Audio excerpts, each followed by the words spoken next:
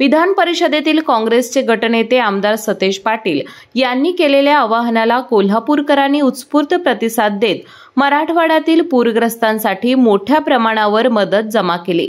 कसबा वावडा येथील भगवा चौकात छत्रपती शिवाजी महाराजांच्या पुतळ्याला अभिवादन करून खासदार शाहू महाराज आणि आमदार सतेज पाटील यांच्या उपस्थितीत तब्बल 27 टेम्पोभर मदत मराठवाड्याकडे रवाना झाली। या मदतीमध्ये तांदूळ, गहू, साखर, डाळी, खाद्यतेल, शाबू, रवा, पाण्याच्या बाटल्या, कपडे, ब्लँकेट्स, चप्पल, औषधे, सॅनिटरी पॅड्स, चटया आणि शालेय साहित्याचा समावेश आहे।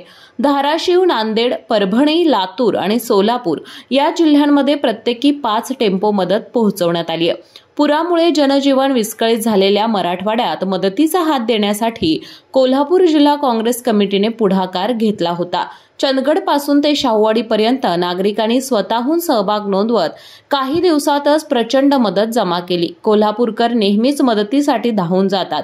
काँग्रेस नेते खासदार राहुल गांधी यांनी केलेल्या आवाहनानुसार जमा झालेली मदत मराठवाड्याकडे रवाना केली। पूरग्रस्तांसाठी हे आधार ठरेल असं खासदार शाहू महाराज यांनी सांगितलं।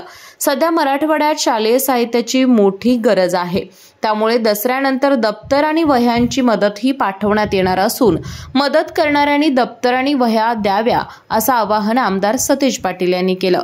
यावेळी आमदार जयंत आसगावकर, माजी आमदार राजूबाबा आवळे, माजी आमदार ऋतुराज पाटील, सूर्यकांत पाटील, बुद्धिहाळकर, राहुल बजरंग देसाई, जीवन पाटील, सचिन चव्हाण, संजय मोहिते, राजेश लाटकर तसेच विविध लोकप्रतिनिधी आणि कार्यकर्ते मोठ्या संख्येने उपस्थित होते।